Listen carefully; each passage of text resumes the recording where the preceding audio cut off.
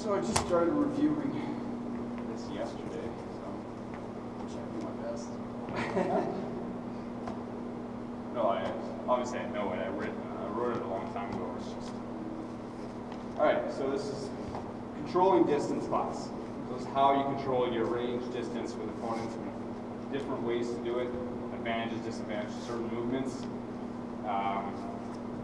So the first part, before you can control your range, you have to learn your own range.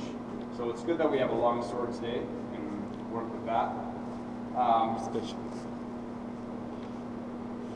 Learning your own range is not something you want to go into a tournament not knowing. It's something you need to know before, okay? And it usually comes with a lot of practice using a similar type weapon for similar length anyway for your range control. So that way you know how to gauge it. So if you have something to hit, a wall, anything really to know your range, or if you're just ditching and you want to really get to learn your range, hold your sword where it's comfortable. See, I've started holding mine a little bit closer to center, but wherever you guys feel comfortable. And really practice trying to hit people with the tip of your sword. So that's the biggest thing. To know where you can hit someone is to just square up. Who cares if you're going to lose right away? If you're learning your range, just go around trying to figure out where I can be and what's the distance for me to be able to hit someone without stepping forward and being able to hit the tip. And if you go against someone that's not very aggressive, then you might be able to get a few shots just learning that before you do it. Okay, so a good drill. If you have a punching bag, a pell, anything, corner of a wall like there. Mattress, I don't know. Well, it has to be standing up. So it's pretty tough. It's the same thing. At the start, don't move your feet, and you can just see the range and make sure that you know exactly where the tip of your sword is going to hit. And then just take some swings at different locations. You'll understand that if you swing over across your body, that the range is going to be different than if you swing in front of you. All right, so you got to understand where you have to be and just practice swinging with the tip. And then once you got that down and you know where, and you've done it a couple hundred times to know, then you back up and start realizing that you're not going to be that close in a fight. So you're going to need to step in a fight to understand that. So you're going to take the same pal or same punching bag or same corner of the wall, or whatever that's up and down, and you're going to back up. Now you can't swing. And you can figure out how much you have to step forward to hit. And then you do that a couple hundred times until you know your range, or on people, whatever, however you want to practice it. And then you can back up your range. All right, and then after a while, you'll understand how far, if you're in your stance, how far you can step forward and hit someone to be in the range that you want to be. So you'll be this range hitting, and you're going to back up a foot and realize I don't have to step very far to be able to hit. You don't want to be leaning forward either. Leaning is bad. Terrible for that. Don't lean forward. So your only movement when you're learning this is just swinging.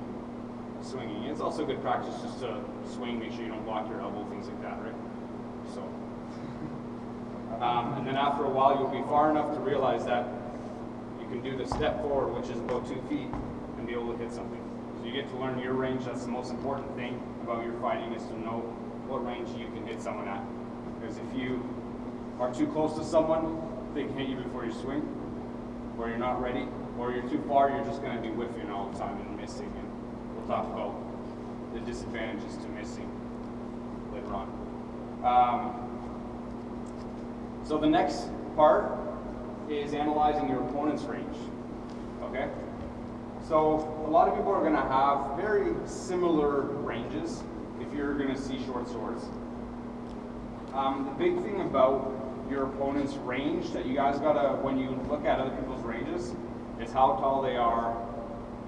They look lanky, they might have longer arms, so you might have to justify for that.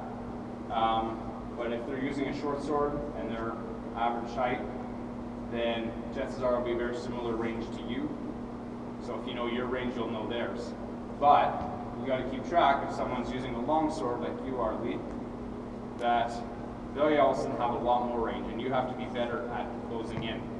So, a good advantage to understanding your opponent's range, give me the longsword.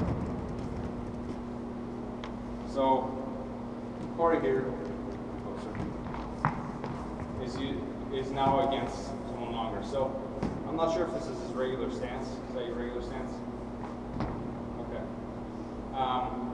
So he's got a pretty good small stance there, all right?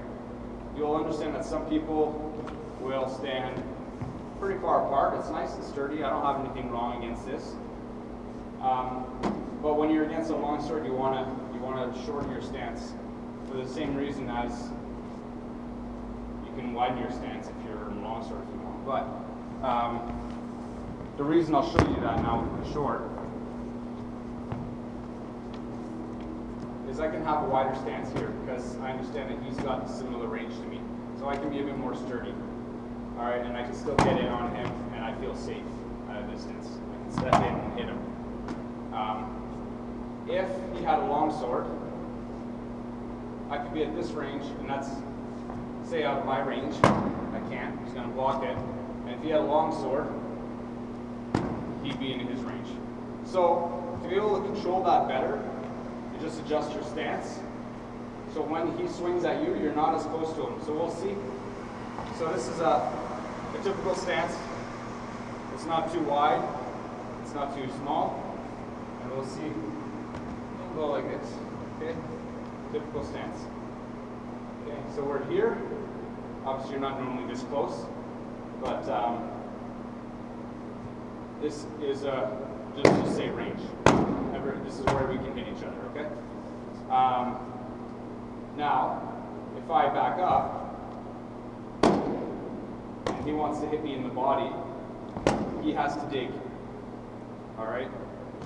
And because of that, I can take a bigger step back. So, I'm going to go in that regular stance again. For me to step back, see how much I've moved? Okay. Now I'm going to go to a smaller stance. Oh, how did I do that? Yeah, anyway. Like that, because that's my back foot. So smaller stance, I'm able to go much further if I need to back step out of the way. Go back, it's the same thing forward. And this is the big thing, when you need to close in on someone with a long sword, if we're at a distance like this, and I have a big stance, medium stance, I can't get to him. Okay, very easy block. I can't get to him. If I have a small stance, or at this range, I can take that wider step and get like 2 feet more. So your stance should adjust based on what you analyze your opponent's range to be.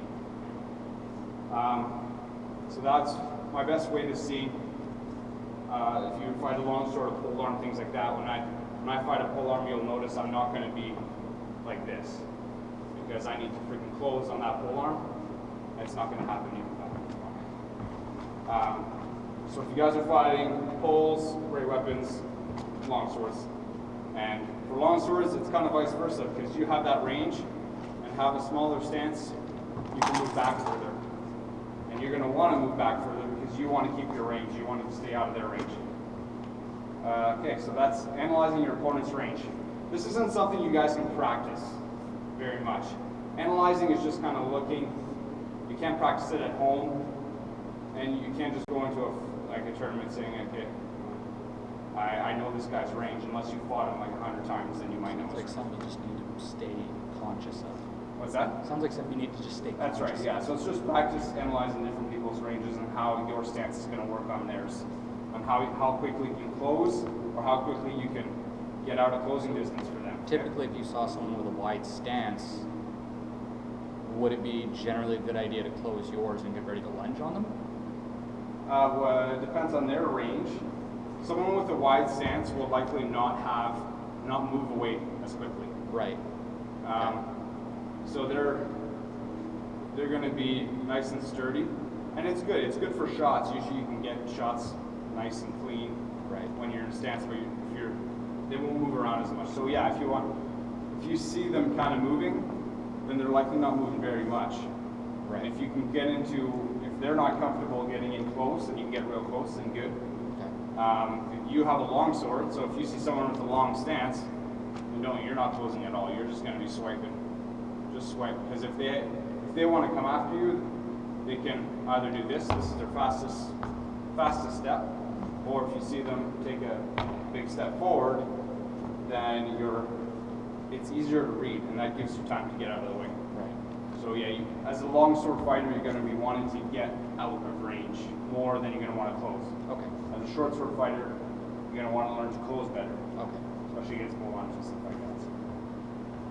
Okay, so now that we've talked about closing and getting out of closing range, we're going to talk about different types of movements to getting close, closing, quick ways to move around. So the first one is angled movement.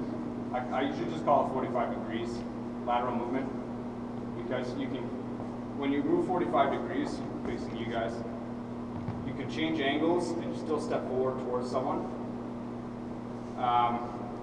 and you can still close decently that way and kind of make them move around their defense as you want them to. Now, the advantage to going 45 degrees is that you're making them move too, but you're not closing in as quickly. So it depends on how you feel like the situation is needed.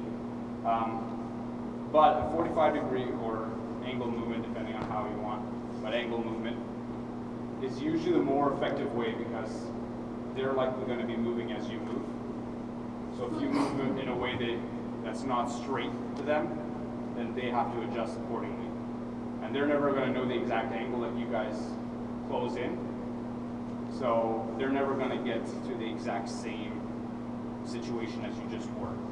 So if I close in at a 50-degree angle, and they're thinking it's a 30-degree angle, out of whatever quick analyzing, then all of a sudden you're closer to them than they think, because they've moved out a little bit differently.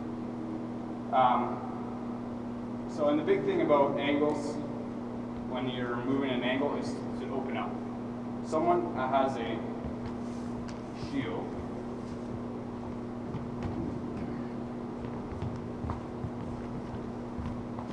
If someone moves at a 45-degree angle and they're right in front of me, swinging this way, if they move 45 degree, they all of a sudden have a better shot for me here. Okay? Now, if I try to match, then I have to move this way at the same angle. And if I don't, or if I just move my body, then I'm out of position. I can't move my legs as much, because now I'm kind of stuck. And if they move this way and then switch over this way, they should get on the inside. So it's really the beneficial of attacks and block when you're angle moving is better.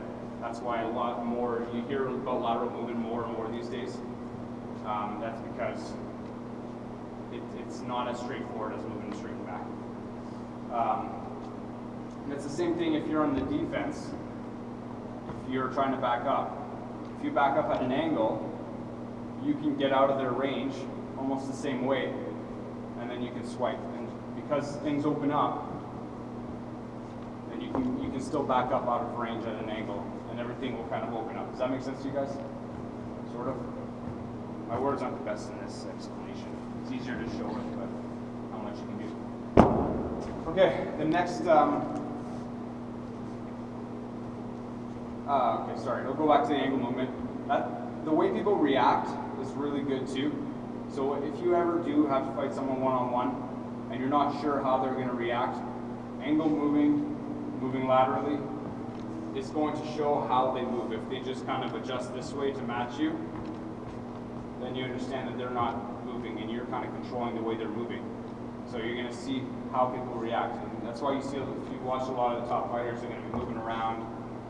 And if one moves, the other one might move laterally too, and things like that. So, yeah. So the next one I have is so there's straight movement, or they call it charge, or whatever you want to call it. This is a straightforward movement towards the person you're fighting. Okay. This is the quickest way to close, but it can really screw you over if the person's expecting it, and they move out of the way, whether that's a side movement or a lateral movement out of the way, they can really screw you over that way. But the point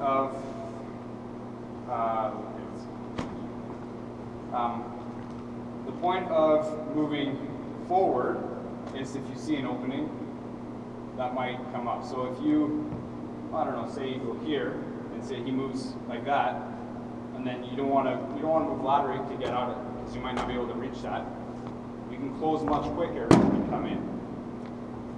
So the quickness from here to here, I can open up shots. If the shot is opening, closing in on someone that has an opening, forward is the fastest way to do that. Or if you're doing it on someone that's not quite used to it, if they start scrambling and moving backwards, then you basically have them on their heels. But you really got to watch out who you do it on and make sure you do it. It's basically for an opening. So, or if you're out of range, you can use it to kind of get people guarded, see where they react and things like that. But that's the fastest way to close. Not always the most effective, but it's the fastest way. Now, another movement that's not talked about very much, or falls under lateral, is a side movement. And a side movement gets you away from your opponent pretty quickly, especially if you're moving away from the sword. And it creates much wider angles. So yeah, if he's coming in and he closes on me this way, I can move sideways and chop. And it opens up bigger angles. And it's easier for dodging if you're dodging sideways too. We'll talk about dodging in the next section. But having side movements isn't very effective for attacking. It's much more of a defensive move that's not straight back. So side moving is basically to get the person caught off guard that's attacking you. Okay? I won't give you any more examples on that. You guys can try it out as you go. The last one is straight back. Now, I don't suggest this happening very often. Straight back can be used in good situations, but most of the time it'll just screw you over. Okay? But if you're very much a fighter that relies on dodging, moving straight back in the right situation can really, really get people messed up. And you have someone that moves forward very much, right? Or if he takes a big step and you're expecting it, and you're like this, all right, there's moving back and taking advantage of a straight back. Continuous movement backwards, I wouldn't suggest it. It's just not, the person will eventually understand and they can move forward faster than you. But if you plan it as a dodge of a strike, if someone's trying to close in and strike, and you're able to be right at that range, and you know the range of your opponent very well, and you know that you can step back big enough in their step forward, and you can dodge and strike at them. And it's usually a real good opening. So that's your 4 movements that I talked about, right? Yeah. Okay. So the next step I'm talking about now is because you can now control your distance and you understand how to control your distance. There's controlling your distance, like angles I was talking about. It'll give you better blocks and stuff like that. But if you can get it to the point where you can dodge a weapon, then it will likely fall at your advantage almost every time. Okay? So if you can avoid getting hit, avoid blocking it, and not have to, there's a huge advantage. And those 2 big advantages, one is that when someone swings, I'm going to swing. Okay? You're going to block. Okay? See where this is? If I swing this way, I'm kind of defended, right? Now, if he has the same thing, he has his sword out, and I'm thinking he's going to block that, but he doesn't. See what happens? And if I put a decent amount of thing, oh shit, right? Everything opens up. And this, and yeah, maybe the person's kind of expecting it and they're able to come back and block, but the amount of time here missing and getting hit there's so much more room. And if you have more range than your opponent, that's something you want to be going for. So longsword fighter, that's what you want to try to get dodging more. If that's what you want to stick to, if you want to stick to your longsword, dodging is going to be a huge, huge aspect of your game. Another thing that happens, I don't know if you guys ever noticed, when you're swinging at someone and you miss, your muscles, different muscles get used. If you're swinging at nothing, one, well, there's more chance of injury, but you're also using muscles to stop your sword. And this is muscles that they're not practiced as much. So swinging and not hitting anything will fatigue you much more. All right, it'll make your arms more tired. And so to be able to have someone swing at you and constantly dodging it, they might get frustrated and all of a sudden maybe their arm's not going to do what they want to do. And maybe just catch them off guard and block a shot or something, and then something might open up. But to be able to have someone constantly missing, they're going to get tired. So, and if you haven't already hit them before opening up themselves from freaking missing.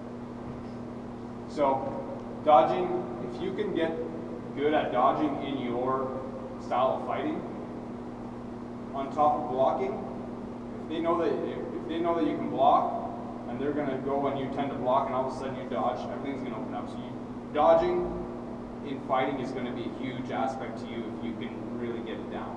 And the big thing about getting it down is you got to practice, because you got to know your own range really well, and you have to know your opponent's range. You have to be able to analyze your opponent's range. So that's all I have for today. We're just going to practice. If you guys want to practice specific dodging skills, I can kind of watch and show you guys and give you guys some tips maybe on your stance and how to increase your dodging. Or for those that are fighting and need better control coming in, then you can work on that. Closing your distance is going to get you. Closing your distance properly is going to get you more kills. So if you don't close properly, you don't get to the point, you get to a point where the person's just comfortable blocking your shots, and you haven't closed enough.